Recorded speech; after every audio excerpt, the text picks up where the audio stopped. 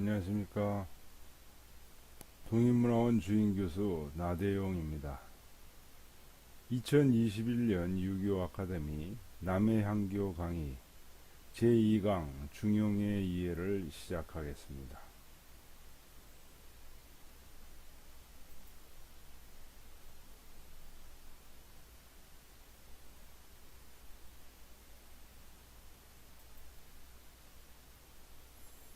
지난 시간에 제1강에서는 대학과 중용의 구조에 대해서 말씀드렸습니다. 대학과 중용의 구조 제1강에서 말씀드린 것을 다시 한번 정리하면요. 대학에서 말하는 명덕, 이 중용에서의 천명지위성에 해당된다.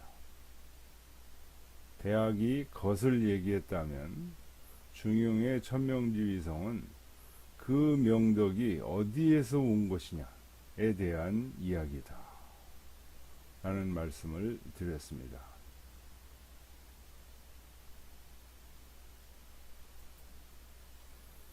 그 다음에 명명덕, 대학에서 말하는 명덕을 밝힌다는 말은 중용의 솔송지위도에 해당된다 라는 말씀을 드렸습니다.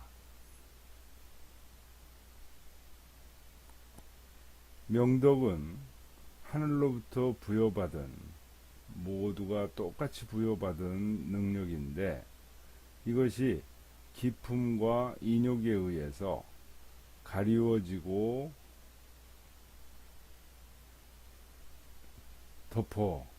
질 수 있다는 것이죠.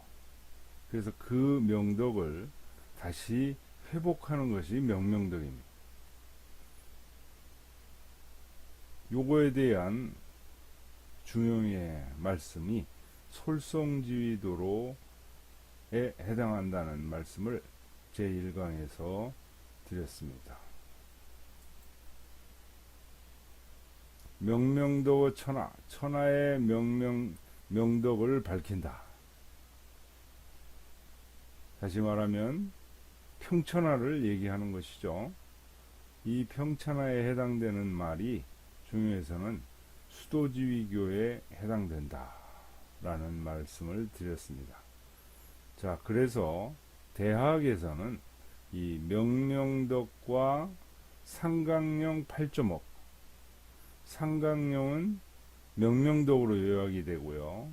8.5 치지경물, 성의정심, 수신제가 치국평천하로 대학은 요약이 되는데요.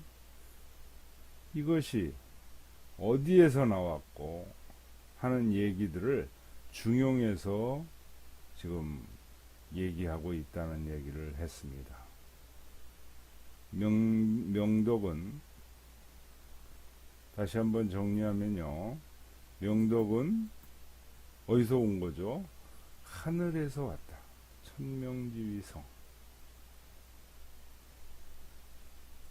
그 다음 그 명덕은 항상 밝은 게 아니고 어두워지고 가리워지니까 그 명덕을 다시 밝혀야 된다.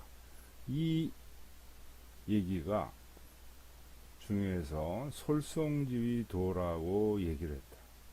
인간의 본성, 자연의 본성을 그대로 따르는 것이 진리다.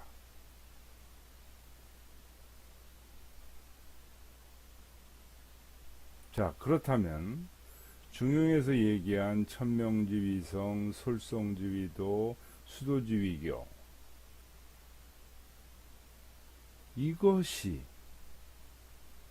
이것을 우리는 어떻게 구체적으로 이해할 수 있는가? 천, 성, 도, 교. 이것을 우리는 어떻게 우리의 삶 속에서, 일상생활 속에서 실제적으로, 실천적으로 이해할 수 있겠는가? 이런 문제가 중용에서 집중적으로 다루어지고 있는 문제입니다.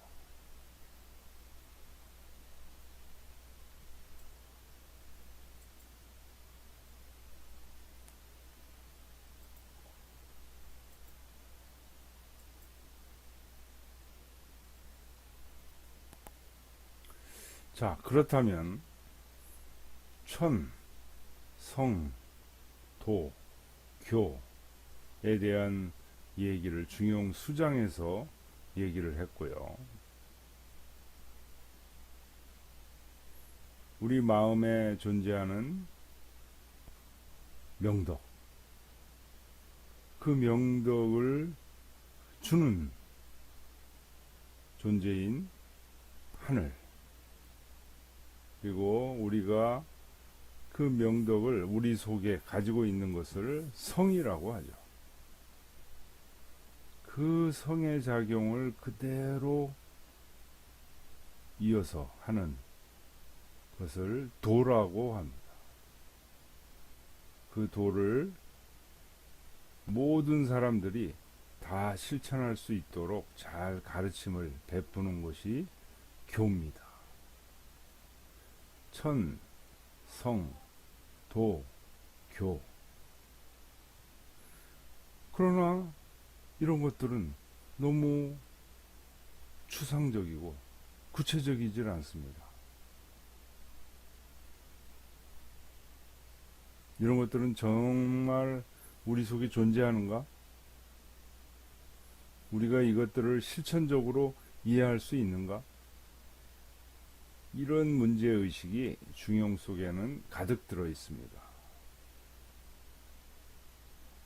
그래서 중용 제1장 수장에서는 천명지성, 솔송지위도, 수도지기요라는 말을 하고, 그 다음에 나오는 말이 다음과 같은 말씀입니다. 희노애락지 미발위지 중이요 발이계중절 위지환이 라는 말씀이 천성도 교 다음에 나옵니다. 요 말은 희노애락은 우리의 수시로 일어나는 감정을 의미합니다.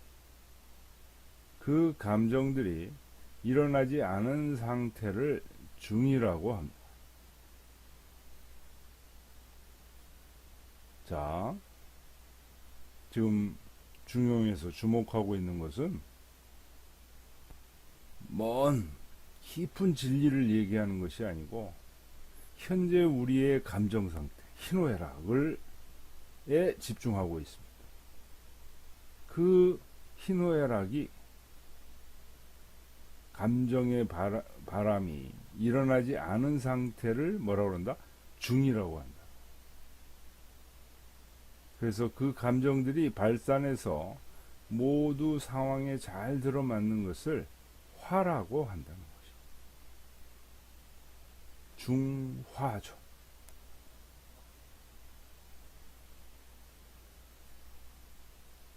여기서 우리가 주목해야 될 것은 바로 이 중화가 멀고 어려운 얘기를 하는 것이 아니고 우리 감정에 대한 얘기를 하고 있다는 것입니다. 그리고 감정이 바라지 않은 상태를 우리는 흔히 아무것도 아닌 상태라고 생각을 하기가 쉬운데, 중요해서는 그 감정이 바라지 않은 상태를 매우 중요한 상태로 중으로 설명하고 있다는 것입니다.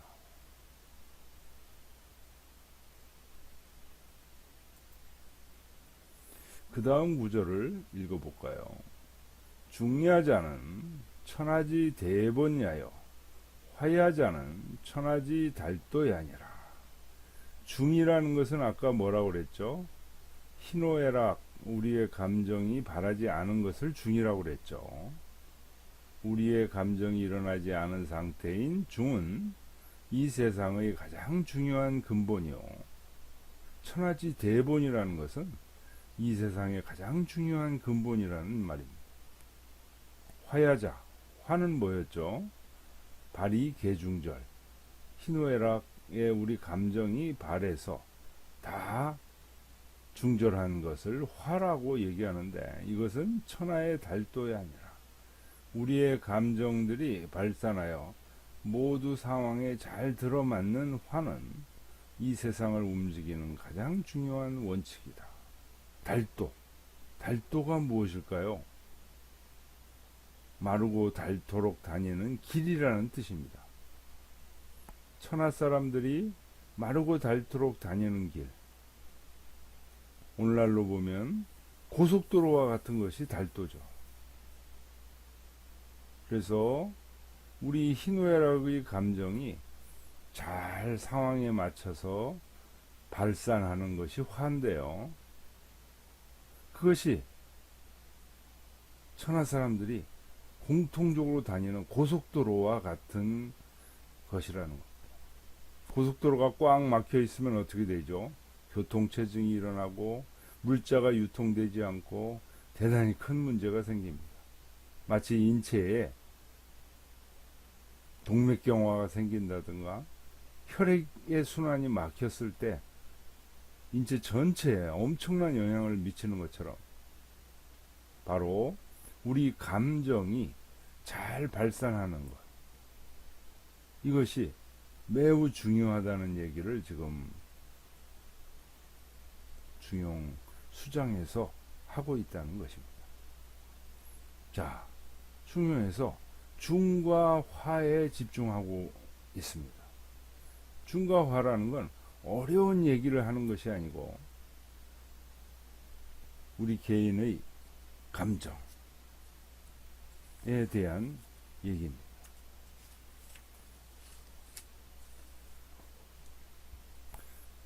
우리 감정이 바라지 않은 상태인 중이 천하의 대본이고 그것이 잘 바란 상태가 천하의 달도다라는 얘기를 지금 하고 있습니다.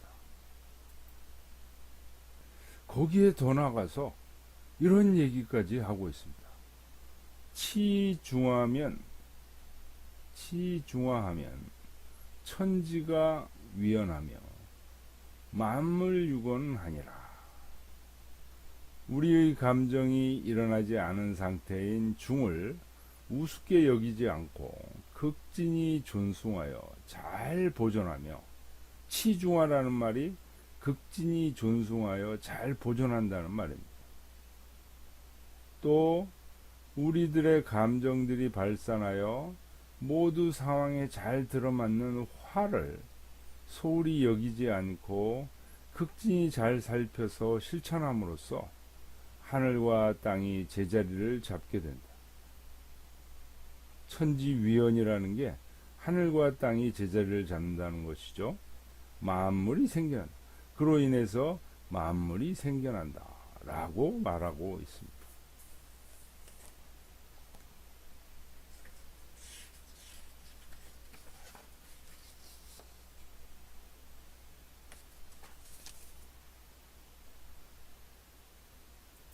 자, 여기서 지금까지 읽었던 얘기를 잘 정리를 한번 해보면요. 희노애락이라는 우리의 감정이 일어나지 않은 상태를 중이라고 하고요. 그 중이 천하의 대본이라고 지금 설명하고 있습니다.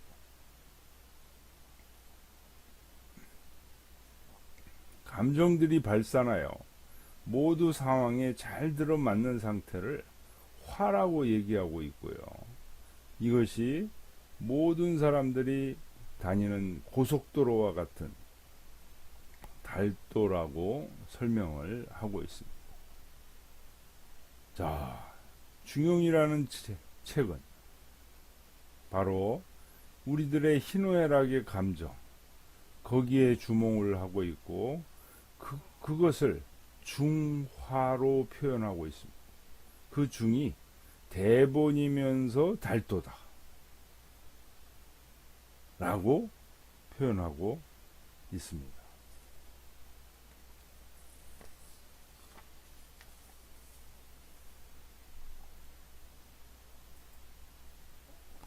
다시 말해서 중용에서 얘기하는 중화라는 것은 바로 자연의 가장 이상적인 상태라는 얘기입니다. 이게 무슨 말일까요?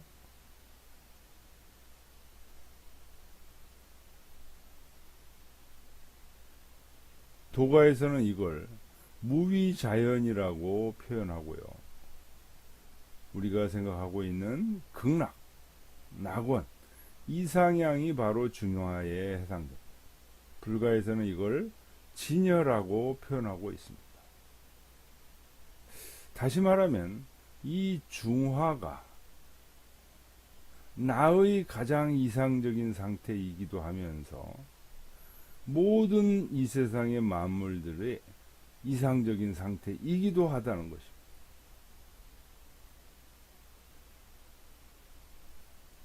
심지어는 이를 통해서 하늘과 땅이 선다고 했으니까, 천지위원이라고 했으니까요.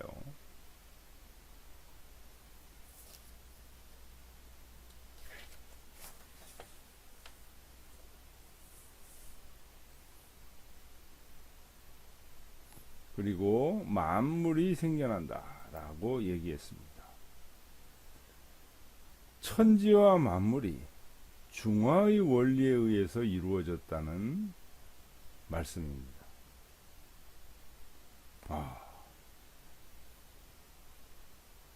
천명지위성, 솔송지위도, 수도지위, 하늘이 명한 것이 인간의 본성들, 모든 사물들의 본성들이고, 그 본성, 자연의 본성을 잘 따르는 것이 도고, 그 도를 잘 마름질한 것이 교다. 천, 성, 도, 교. 그러나 역시 이 얘기들은 굉장히 추상적이고 이해하기가 어렵습니다. 중용이라는 책은 거기에서 더 나아가서 천성도교의 를 우리가 실증적으로 이해할 수 있는 방법이 뭐냐를 깊이 궁구했던 것입니다. 그 길은, 천성도교를 찾아 더 깊이 들어갈 수 있는 길은 바로 우리 인간의 감정이다라는 거죠. 희노애락이라는 감정. 거기에 플러스 그 감정이 보이지 않는, 바라지 않은 상태. 그건 아무것도 아닌 것이 아니라 엄청난 중요한 대본이다라는 발견.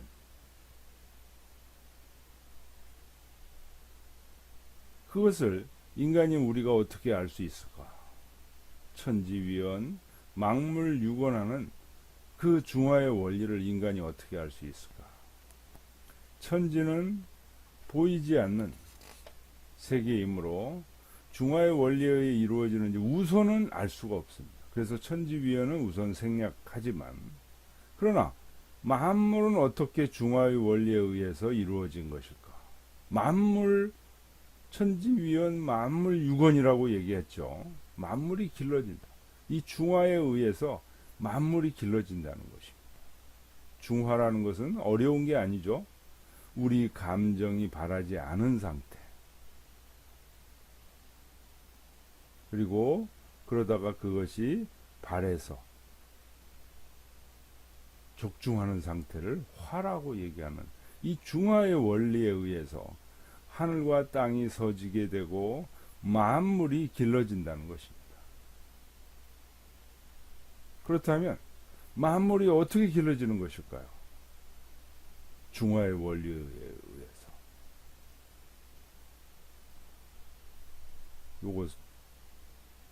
이것을 이어서 연구를 해보겠습니다. 지금까지 논의한 것을 정리를 해보면요. 대학에서의 중요한 것이 명덕인데요. 그 명덕이 어디에서 온 것이냐. 여기서 천과 성의 개념이 나왔죠. 천명지위 성이라고 나왔죠. 그리고 그 명덕이 기품과 인욕에 의해서 가리워질 때 그것을 다시 밝게 하는 것을 명명덕이라고 그랬죠. 그 명명덕의 구조를 중용해서 솔송지위도라고 얘기를 했습니다. 그리고 명명덕을 전 천하에 밝히는 것을 명명덕의 천하라고 대학에서 얘기한 반면에 그것을 중용에서는 수도지위교로 얘기한다. 그래서 중용에서 얘기했던 천, 성, 도, 교 이런 것들이 그 말 자체로만 하면 지나치게 추상화되고 관념화되기 때문에 이것을 우리의 일상생활에서 구체적으로 파악할 수 있는가? 그 방법이 있는가? 중용의 책이 바로 이것에 대한 연구의 책이라고 말씀드렸습니다. 지금까지 제 그 연구의 방법으로서 중용에서는 우리 인간의 감정에 주목한다는 얘기를 했습니다. 그래서 감정이 바라지 않은 상태를 보통 아무것도 아닌 것으로 얘기하기 쉬운데 그것을 천하의 대본인 중으로 이해를 하고 그 감정이 잘 발화된 것을 화로 얘기해서 중화의 구조로 바로 앞에서 얘기했던 천, 성, 도, 교를 설명을 하고자 한다는 얘기입니다. 그런데 중화가 바로 다른 게 아니고 우리 감정의 구조라는 거죠. 이 감정의 구조가 어떻게 천하의 대본이 되고 천하의 달도가 되는지 매우 의심이 되지 않을 수 없습니다. 그래서 미발과 이발의 구조, 중용과 중과 화의 구조, 이것을 다시 한번 잘 연구를 해보는데요. 희노애락지 미발 위지 중이요 발이 계중절 미지화라 이런 얘기를 앞에서 중용의 수장에서 읽어봤습니다. 그럼 이 미발과 이발, 중과 화를 어떻게 이해할 수 있느냐? 바로 여기 그림 1에서처럼 이해할 수도 있다는 얘기입니다. 그림 1의 그림은 나무의 구조인데요. 여기 나무 세 그루가 있습니다. 나무 세 그루가 있는데 전부 뿌리가 있고 겉으로 드러나 있습니다. 우리 눈에 보이는 것은 세 그루의 나무입니다. 그러나 이 땅 속으로 보면 이 나무들은 서로 뿌리와 뿌리가 하나로 연결되어 있을 수 있습니다. 그래서 눈에 드러나지 않은 이 나무 땅 속에 하나로 연결되어 있는 이 뿌리를 미발이라고 하고 중이라고 생각할 수가 있습니다. 그리고 이 뿌리를 근거로 해서 영양분을 받은 나무들이 바깥으로 나와서 열매를 맺고 하는 작업들을 이발이라고 하고 화라고 할 수 있습니다.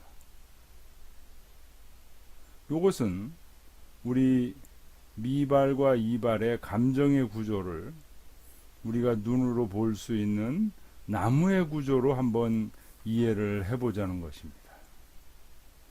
그러나 실제로 사람들은 각각 떨어져서 살고 있고 나무도 이렇게 뿌리가 연결되어 있는 경우도 좀 있지만 뿌리가 각각인 경우도 대부분입니다. 그렇다면 중이라는 것이 과연 존재하는가? 천하의 대본이라고 한다면 이게 다 연결되어 있는 것인데요. 연결되어 있다는 뜻입니다. 각각의 개체들이 감정이 발하기 전에 하나로 연결되어 있다는 얘기입니다. A, B, C, D, E, F, G 모든 사람들이 이 미발의 상태에서 하나로 연결되어 있다는 것입니다. 너와 내가 그리고 그가 미발의 상태, 감정이 바라지 않은 상태에서는 하나로 연결되어 있다. 자, 이것을 이해하는 것이 우선 관건인데요.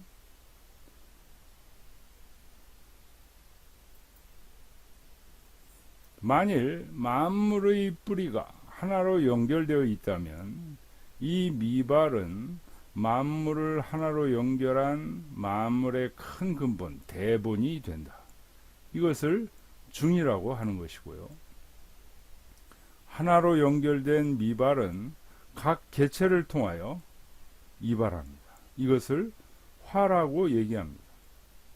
그러나 실제로 식물들의 뿌리는 서로 연결되어 있지 않고 사람들도 연결되어 있다는 증거가 눈에 보이지 않습니다. 또한 사람과 식물, 동물은 어떻게 하나로 연결되어 있을 수 있는가? 왜냐하면 치중화에서 천지위원 만물유건이라고 하기 때문에 천지위원은 접어둔다고 하더라도 만물, 사람과 식물과 동물이 다 같이 중화에 의해서 키워진다는 것이죠. 이거 이해하기가 보통 만만치 않습니다.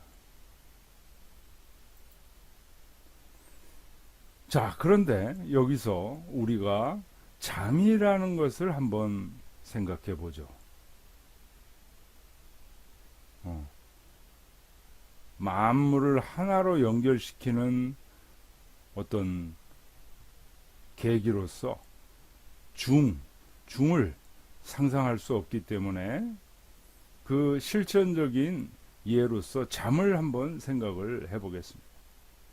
모든 사람, 동물, 식물들은 잠을 잡니다. 식물들도 다 잠을 잡니다. 잠을 잘 때 우리의 감정은 바라지 않습니다. 희노애락지 미발위지 중.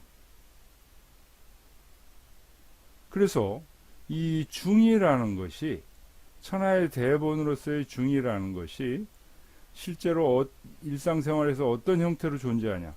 잠의 형태로 존재한다고 할 수 있습니다.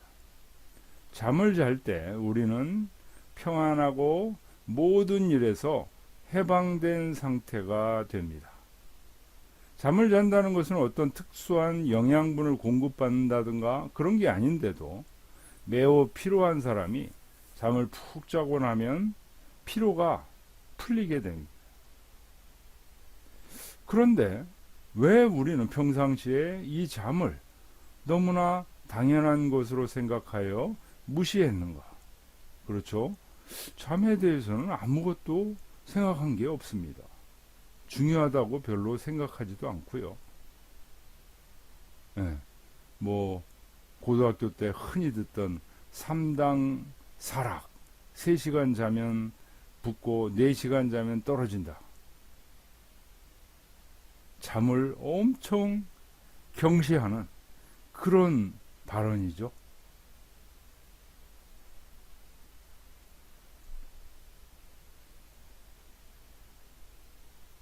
그런데 잠이야말로 지금 중용이라는 책에서 얘기하는 천하의 대본으로서의 그런 게 과연 있는가라고 했을 때 그 실제를 증명해 줄 수 있는 유일한 것이라고 할 수 있습니다. 그래서 이 잠이라는 구조를 통해서 잠을 통해서 우리 인간의 구조를 중화와 연결해서 어떤 시간적 구조로서 그림을 그리면 이렇게 되지 않을까 싶습니다. 시간은 과거와 현재와 미래가 있죠. 과거에서 미래로 시간이 흘러간다고 보는 것이 통상적입니다. 그런데 과거는 이미 지나가 버린 없어지는 존재가 아니고요. 감정의 근원이면서 고향이 됩니다. 그래서 이 과거를 지금 우리 중용사상에서는 중이라고 이해하고 있는 것입니다. 중에서 화로 이렇게 전개가 되고 있는 것이죠. 이것이 시간적 중화의 구조 라고 볼 수 있습니다. 이런 구조 속에서 인간과 모든 만물들이 생겨나고 또 죽어가는 것이죠. 우리는 일상생활에서 대부분 미래의 목표를 향하고 있다. 예를 들면 대학을 가기 위해 수능 공부를 하고 취업을 위해서 학점을 따고 돈을 벌기 위해서 취업 준비를 하고 승진을 위해서 열심히 회사에 충성 등등을 하고 있습니다. 항상 우리의 관점은 이렇게 과거에서 현재로, 현재에서 미래로 향하고 있습니다. 이쪽으로 향하고 있습니다. 화살표 방향에 있죠. 즉 우리는 일상생활에서 이쪽 방향을 향하고 있음을 알 수 있다. 우리는 미래의 목표를 향하고 있을 때 현재의 감정, 느낌을 억누르고 말살한다. 자, 미래의 목표를 향해서 열심히 달려가면서 현재의 감정과 느낌, 이것을 억누르고 미래를 향해서만 본다는 것이죠. 나의 극심한 욕구, 예를 들면 마약, 성욕, 도박, 혹은 격렬한 감정, 분노, 증오 등은 이쪽 방향이라는 거죠. 그래서 현재의 순수한 감정 느낌을 오히려 억누르고 묵살한다. 욕심과 순수한 욕구는 구별해야 된다. 네.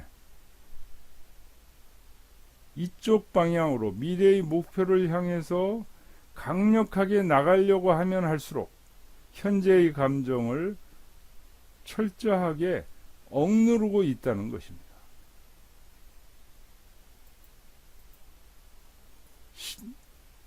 그렇다면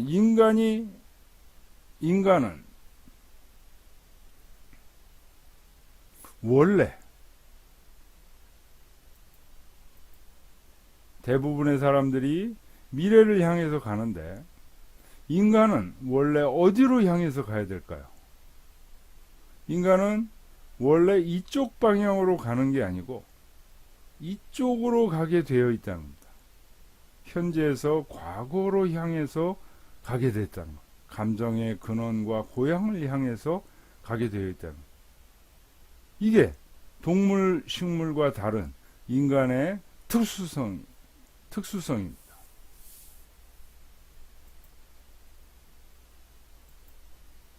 식물은 중에서 화로의 생명의 분출 현상 위에서 고요히 흘러간다. 요런 방향. 요게 식물의 치중화입니다.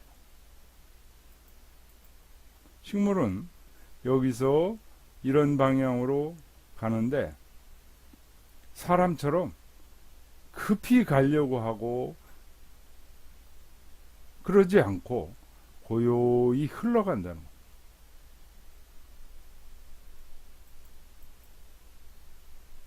동물은 중화의 생명 분출 현상 위에서 좌우로 요동치며 흘러간다.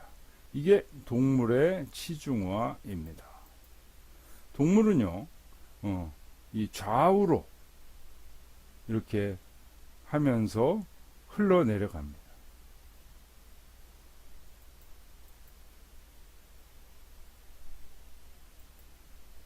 인간은 중화의 생명 분출 현상 위에서 중을 향해 되돌아 올라가도록 그렇게 운명 지어졌다는 것입니다. 인간은 이쪽이 아니라 이쪽으로 지금 감으로써 이 감정의 근원 고향을 볼 수 있다는 겁니다.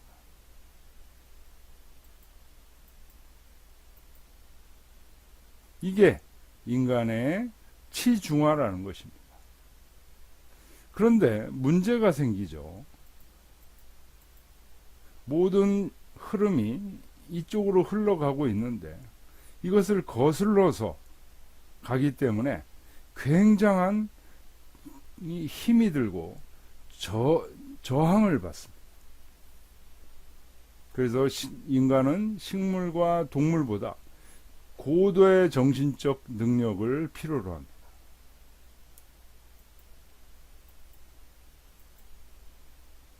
중을 향해 되돌아 올라가려 하기 때문에 식물이나 동물보다 보이는 시야가 넓습니다. 장점이 있습니다.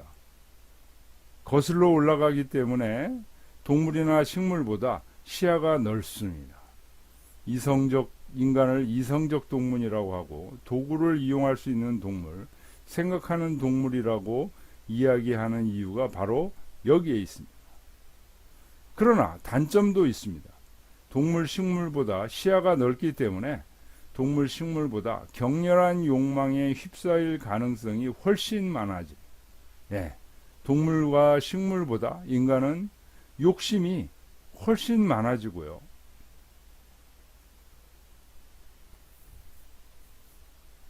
우리가 잠의 본래적 의미, 미발의 상태, 중, 대본을 인식하기 어려운 이유는 우리는 일상생활에서 대부분 미래의 목표를 향하고 있기 때문이다. 자, 이 그림에서 우리는 인간은 원래 방향을 이쪽으로 힘들지만 이쪽으로 향하게 돼 있는데 이쪽으로 향하지 않고 자꾸만 미래의 여러 목표들을 향해서 가기 때문에 이 중과 중이 보여지지 않는다는 것입니다. 그러므로 그림 1에서 뿌리를 향하고 그림 2를 볼까요? 그림 1이죠, 이게. 그림 1에서 뿌리를 향하는 것이죠. 뿌리를 향하고 그림 2에서 이쪽 중을 향하고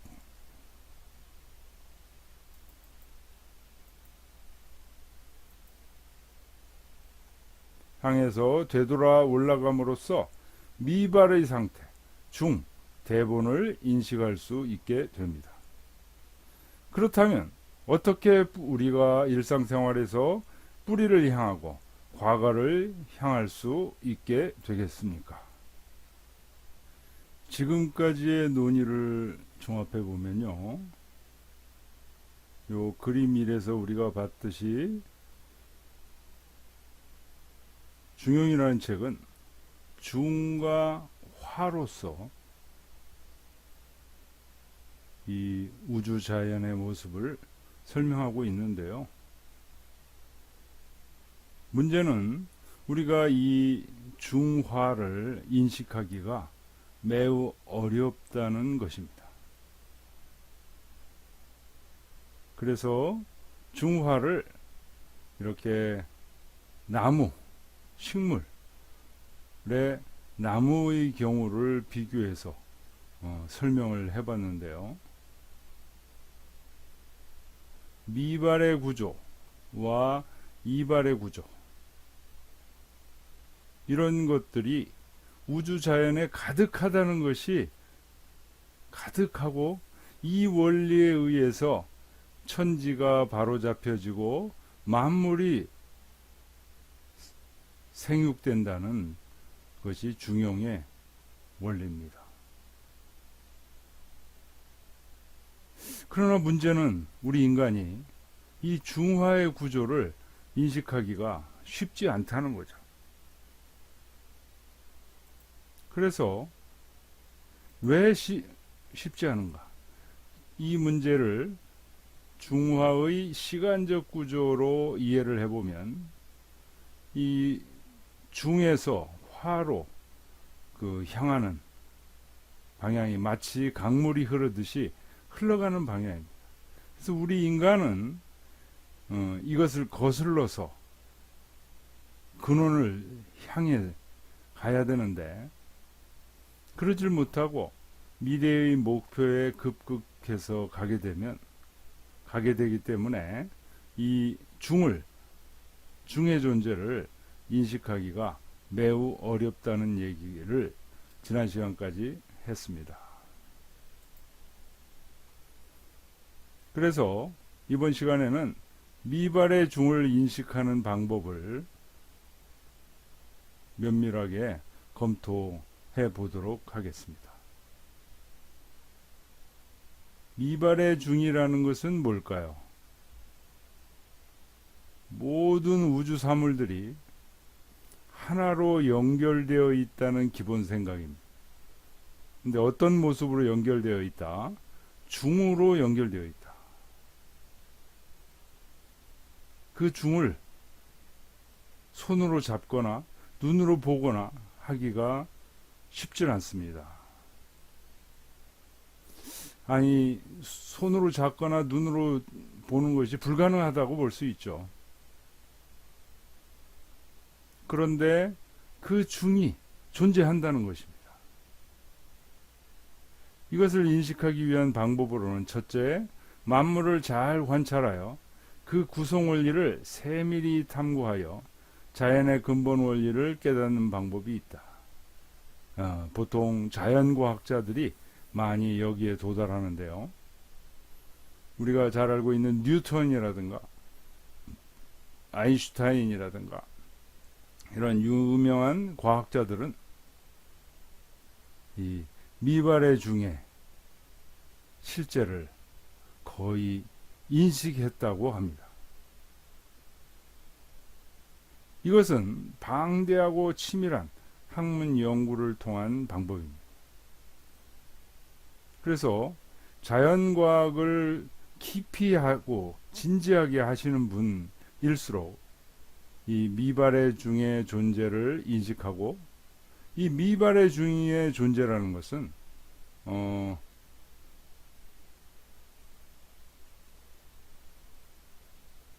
단순한 신격화, 신앙화, 미신화 하는 그런 신과는 차원이 다르다고 볼 수 있겠습니다. 둘째, 우리는 일상생활에서 미발의 중을 함부로 소진하는 경향이 있습니다. 있는 줄도 모르니까요. 그 미발의 중이라는 것이 내 속에 있으면서 모든 사람에게, 우주 만물에게 공통적으로 연결되어 있는 이 중이라는 것이 있는 줄을 모르기 때문에 함부로 소진하는 경향이 있습니다. 그런데 이 미발의 중이 있다고 믿고 함부로 소진하지 않게 되면 이 미발의 중이 점점 충만해집니다. 저희들이 가끔가다 상당히 기분이 좋을 때가 기운이 뭔가 펄펄 날 때가 있습니다. 이것은 미발의 중이 충만해졌다는 증거입니다. 우리는 흔히 왜 그런지를 몰라 하고 얘기하는 경우가 있지만 사실은 자기도 모르는 사이에 미발의 중이 충만해진 것입니다. 그래서 우리의 미발의 중이 충만해지면 미발의 중이 존재함을 스스로 인식할 수 있게 됩니다.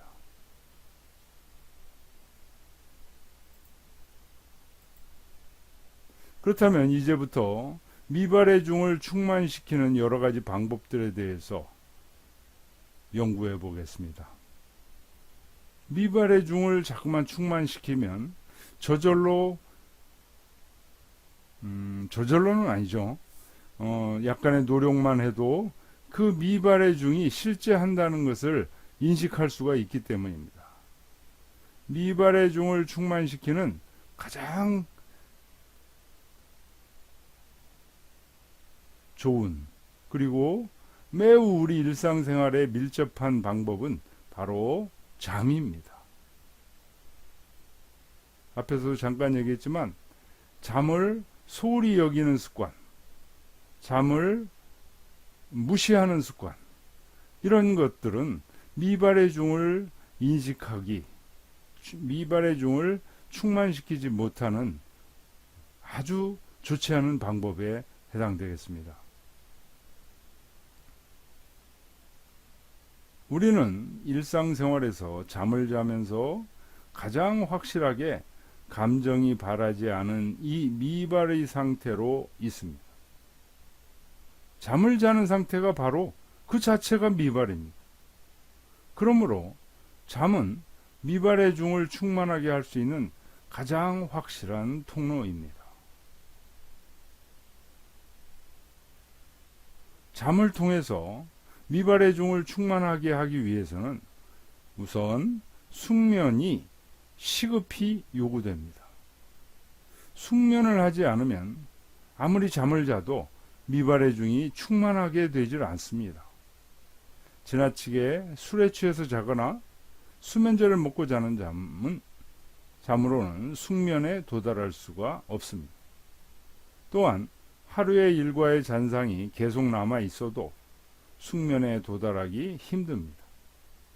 어떤 어제의 있었던 일들이 계속 생각이 나서 꿈을 꾼다든가, 이렇게 너무 기쁜 일에 도취되어 있거나 너무 화나는 일, 너무 슬픈 일들이 계속 마음을 채우고 있을 때 숙면을 할 수 없다는 것입니다.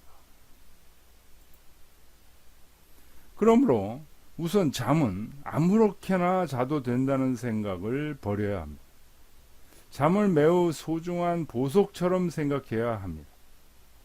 잠을 자기 30분 내지 1시간 전에는 하던 일을 반드시 종료하고 고요히 앉아 기도, 묵상을 하면 좋습니다. 그런데 이게 지나치게 성급하게 하려고 해서는 안 됩니다. 나의 몸이 이런 습관을 받아들이지 않는데 억지로 이걸 하게 되면 불안해지고 기분이 나빠집니다. 자신의 현재 기분 상태를 억지로 억누르려고 해서는 안 됩니다. 그러나 꾸준히 이런 시도를 해보다 보면 조금씩 습관이 될 수가 있습니다. 무엇보다 중요한 것은 잠을 소중하게 생각하는 습관을 자꾸만 길러야 되는 것입니다. 잠에 관한 여러 책들이 많이 나와 있습니다.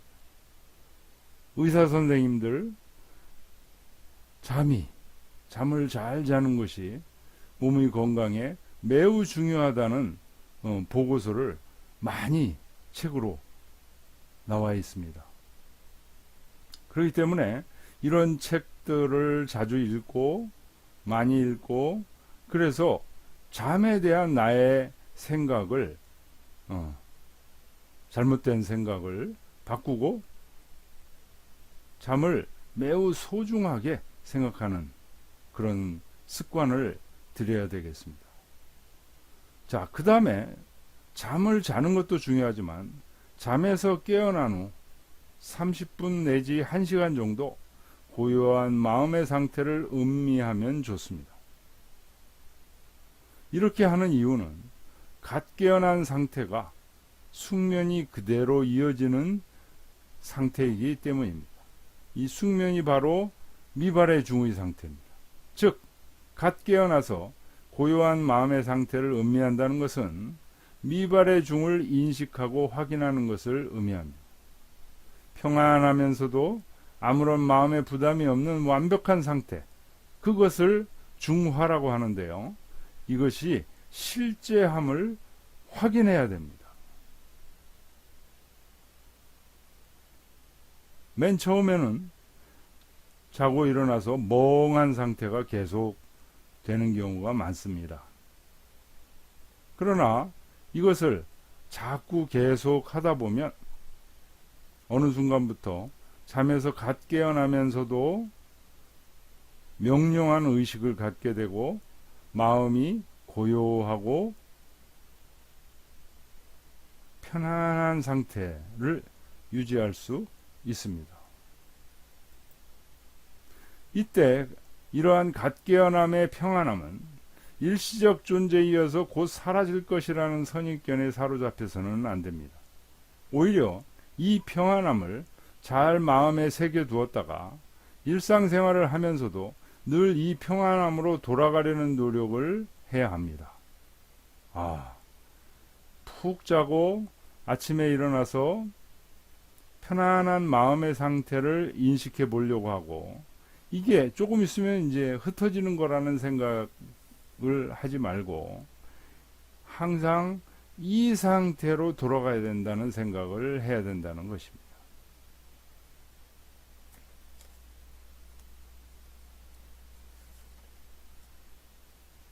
이때 잠자리에서 그냥 있으면서 고요한 마음의 상태를 음미하게 되면 도로 자게 될 수 있습니다. 그러므로 반드시 일어나서 책상에 앉거나 마당을 거닐며 산책을 하면서 고요한 마음의 상태를 음미하는 것이 좋습니다.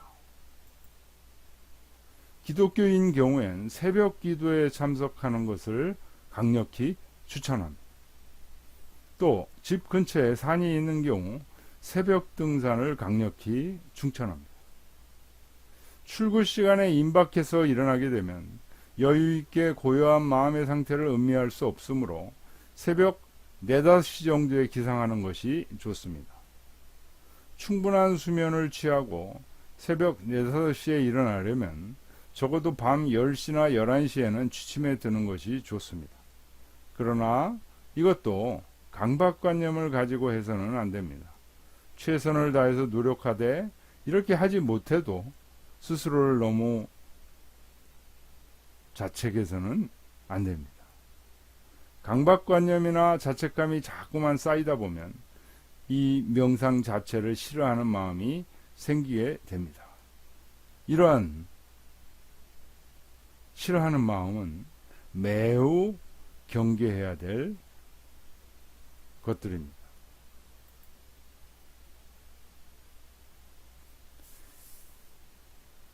잠을 통해서 우리의 미발의 중을 자꾸만 충만시키고 인식하는 방법을 앞에서 했다면, 미발의 중을 충만시키는 그 다음 방법은 명상입니다.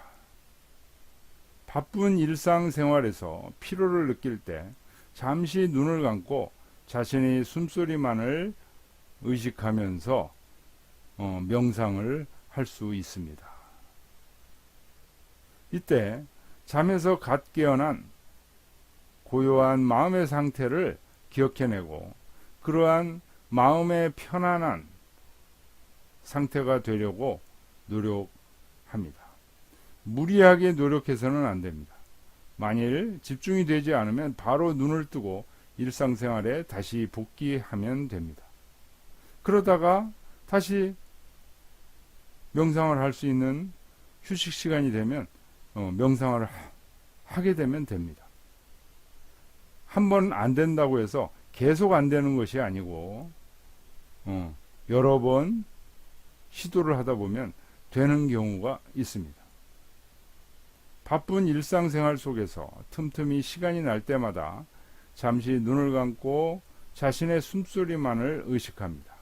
버스 혹은 전철을 기다릴 때, 버스 혹은 전철을 타고 이동 중일 때, 이럴 때에도 그냥 핸드폰이나 보고 이러면서 시간을 낭비할 게 아니고 자신을 편안하게 쉬게 하는 명상이 좋습니다.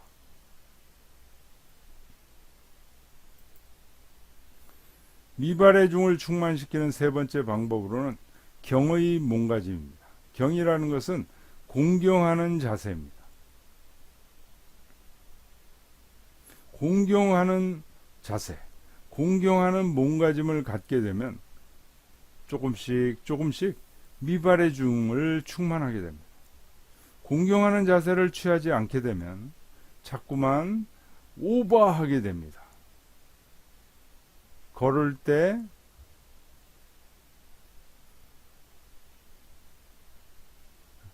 발을 Y자로 벌리고 걷지 말고 11자로 걸으며 발 안쪽이 닿도록 의식하며 걷는다. 급한 일이 없을 경우에는 천천히 걷거나 행동하면서 잠에서 갓 깨어난 마음의 상태가 유지되도록 노력한다. 무리하게 노력해서는 안 된다. 쉬는 시간이나 휴식을 취할 때 잠에서 갓 깨어난 마음의 상태를 종종 회상한다. 요 경건함, 이게 잘 이해가 안 되시는 분이 있을 수 있는데요. 우리가 성당이나 교회에 갔을 때 경건한 느낌이 올 때가 있습니다. 그러나 평소에 이런 경건함, 성가대의 노랫소리나 찬송가를 듣지 않고도 경건함을 생각하기가 쉽지 않죠.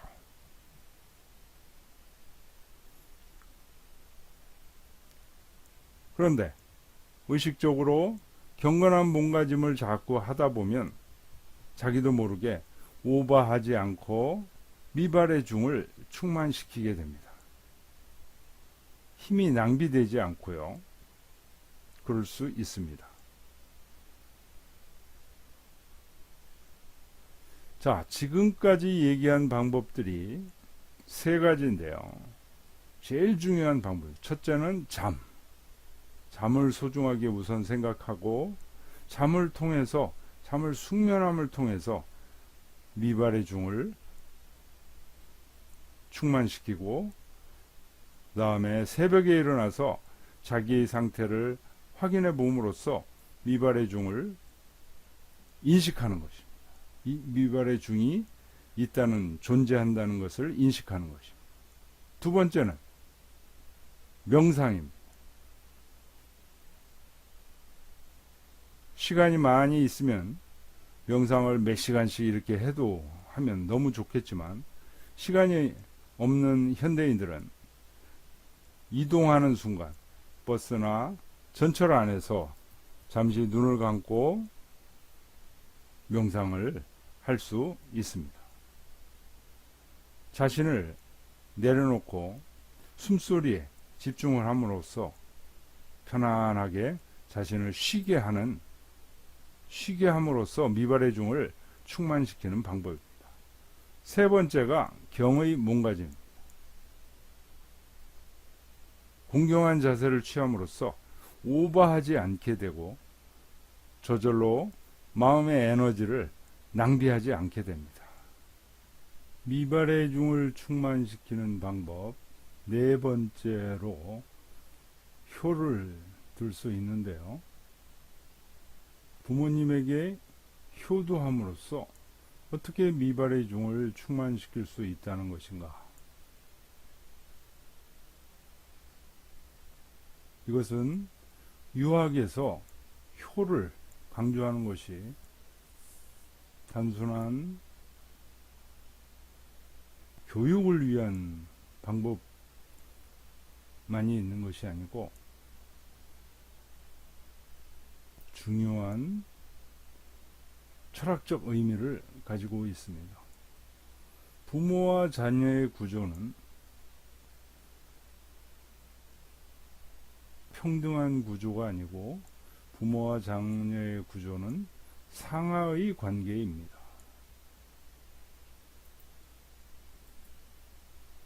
그림으로 그리면 이렇게 되는데요. 부모와 자녀는 우리들이 볼 때 평등한 관계인 것 같지만 정신적으로 볼 때 부모는 자녀에게 이렇게 상하의 관계가 있습니다. 그래서 항상 부모의 사랑은 위에서 아래로 흐르게 되어 있습니다. 그래서 부모의 자녀에 대한 사랑을 내리사랑이라고도 얘기를 하죠. 효라는 것은 이 부모의 내리사랑을 거슬러 올라가는, 우리가 강물을 볼 때도 거슬러 올라갈 때 그 강물의 흐름의 세기를 정확하게 알 수 있습니다. 거슬러 올라가지 못하고 그냥 강물에 흘러내려오는 사람은 그 부모의 그 강물의 세기를 알지 못합니다. 마찬가지로 부모의 사랑을 거슬러 올라가는 것이 효라고 할 수 있고, 효를 하지 않은 사람은 부모의 사랑을 제대로 느끼지 못한다는 거죠.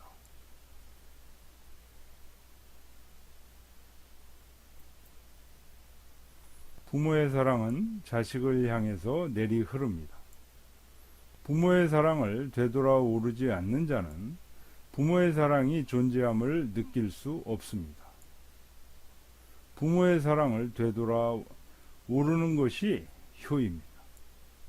즉, 효는 부모의 사랑을 느끼는 것입니다. 그렇다면 부모의 내리사랑을 되돌아 올라간다는 것, 즉 효를 어떻게 해야 된다는 것인가? 우선 부모의 내리사랑이 존재한다는 것을 인식하는 것입니다. 부모는 항상 나의 모든 것을 근심하고 있습니다. 그것을 실감해야 됩니다. 입으로만 얘기하는 것은 실감하는 것이 아닙니다. 부모의 내리사랑을 실감한다는 것은 부모의 마음을 이해한다는 것에 해당됩니다. 부모의 자식 사랑의 흘러내림이 가장 강하고 절실한데, 이것의 존재를 느낄 수 없는 사람은 되돌아 올라가는 힘이 가장 약한 사람이라고 할 수 있습니다. 즉, 부모의 사랑을 느끼지 못하는 사람은 거의 사람이라고 보기 힘들다는 것입니다. 이런 사람은 다른 사람의 사소한 사랑에 감사함을 거의 느낄 수 없게 됩니다. 잠시 느낀다 하여도 곧 잊어버리게 됩니다. 그리하여 이익과 환경에 따라 배신할 가능성이 매우 높습니다. 부모에게 효도하고 국가에 충성하는 것이 효와 충이 항상 같이 가는 이유는 이러한 이유 때문입니다. 그런데 현대에 와서 이렇게 부모의 사랑을 잘 느끼지 못하는 그런 커다란 장애연이 두 가지 정도가 있습니다. 첫째는 초중고의 입시 과정을 통해서 부모로부터 지속적으로 공부하라는 압박을 받는 것이 커다란 장애연이 됩니다. 대부분의 학생들은 오랜 기간 부모로부터 공부의 압박을 받다 보니 부모에 대한 거부감이 성립되어 있을 수 있습니다. 자신의 마음속에 이 부모에 대한 거부감을 제거해야 합니다. 지난나라의 부모의 압박은 부모의 무지로 인한 것이었습니다. 이런 면에서 부모를 이해하게 되면 지난날의 부모의 압박은 오히려 사랑으로 다가올 수 있습니다. 둘째, 엄청난 외부적 유혹에 노출되어 있습니다. TV나 컴퓨터, 영화 등을 통해서 전달되는 엄청난 유혹에 현대인들은 무방비하게 노출되어 있습니다. 때문에 온전하게 부모님의 사랑을 거슬러 올라가지 못하고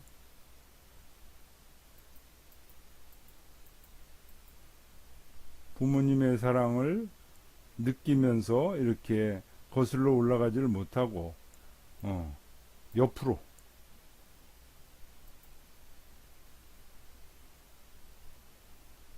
자꾸만 회피하게 되는 그런 상황이 반복되는 것입니다.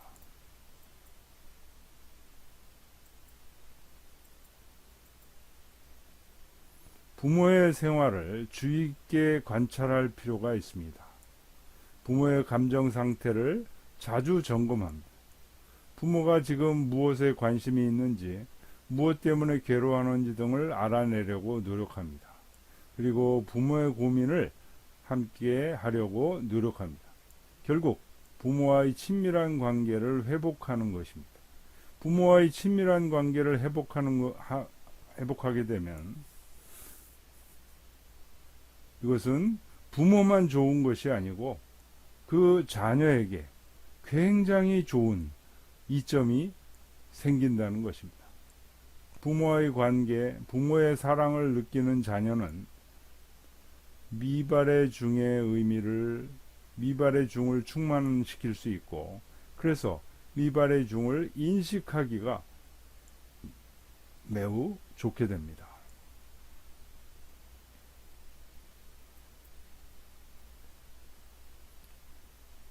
그 다음 미발의 중을 충만시키기 다섯 번째 방법으로는 산이 있습니다. 산을 가까이 할 것을 권유드립니다. 험악하고 높은 산보다 집주의 작은 산을 자주 가는 것이 중요합니다. 산이 없는 경우에는 집 주위를 산책하는 것이 좋습니다. 산은 그 자체로 많은 기운을 담지하고 있고, 산을 가까이 할수록 미발의 중의 기운이 가까워집니다. 꼭 높은 산, 험한 산을 갈 필요는 없습니다.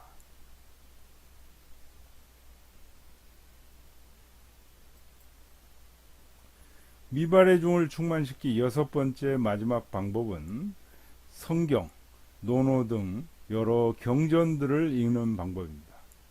우선 자기 자신 입장에서 가장 접하기 쉬운 경전을 먼저 읽는 것이 좋습니다. 해설서에 의존하기보다는 자신의 마음에 감동되는 바를 따라서 읽을 필요가 있습니다. 경전을 직접 읽는 거죠. 이해가 되지 않으면 해설서를 볼 수가 있습니다. 선택된 경전을 여러 번 자주 반복해서 읽다 보면 이해가 처음에는 안 되던 경전도 이해가 될 수 있습니다. 자, 지금까지 말씀드린 이런 미발의 중을 충만시키는 방법을 통해서 미발의 중을 인식할 수 있게 됩니다.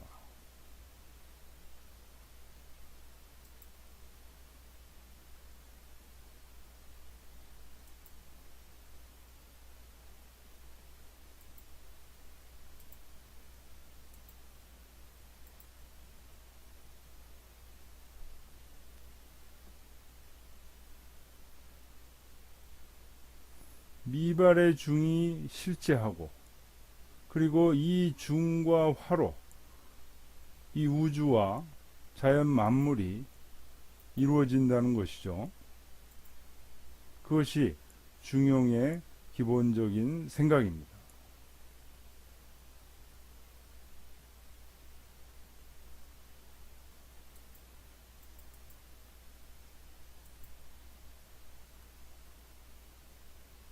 그래서 중과 화를 잘 인식하게 되면 우주의 진리에 접근하게 되고, 다시 말해서 하늘과 천과 성, 도, 교가 중으로 연결된다는 거죠. 그리고 이것은 대학의 명덕과 직결되는 것이죠.